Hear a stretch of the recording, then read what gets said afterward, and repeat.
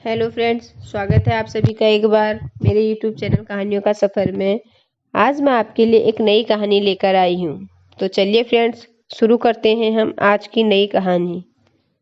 बहुत पुरानी बात है।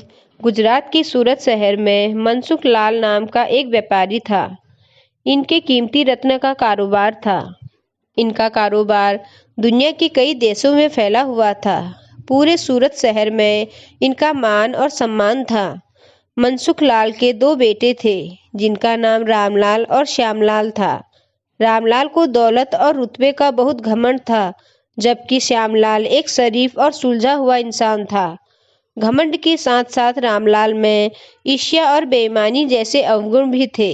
समय के साथ साथ मनसुख लाल की उम्र बढ़ती जा रही थी।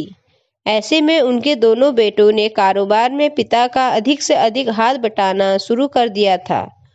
कुछ समय के पश्चात मनसुख लाल चल बसे और कारोबार का पूरा भार रामलाल और श्यामलाल के कंधों पर आ गया। बड़ा भाई होने के नाते रामलाल ने व्यापारिक फैसलों में अपनी मर्जी की चलानी शुरू कर दी। रामलाल बेईमानी और मक्कारी भरे फैसले लेने लगा। असली रत्न के नाम पर वह नकली रत्न का व्यापार करने लगा, जिससे उसका मुनाफा बढ़ने लगा। इस मुनाफे से उसका बाकी बचा चरित्र भी काला हो गया। दौलत के घमंड में वह परिवार में उन्मादी जैसा व्यवहार करने लगा।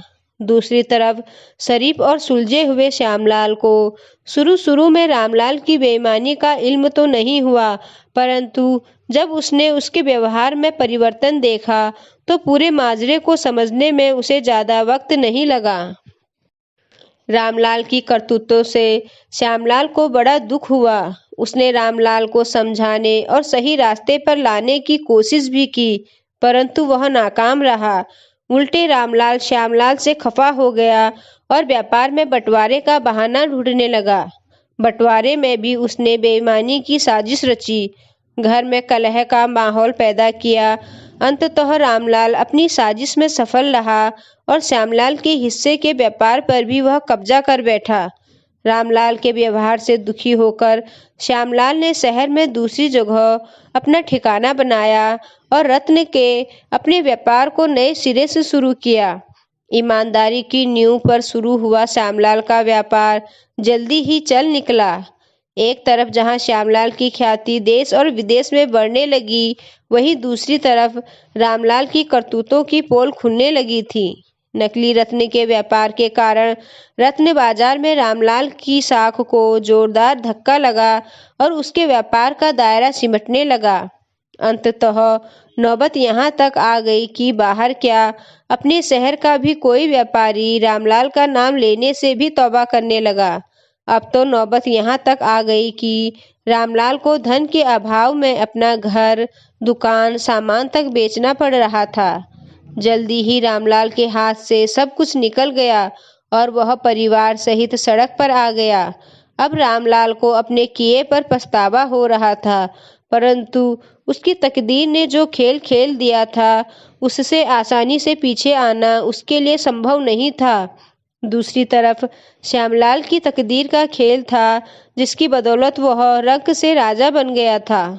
जब रामलाल की बदहाली की खबर श्यामलाल को लगी तो उसे बड़ा दुख हुआ।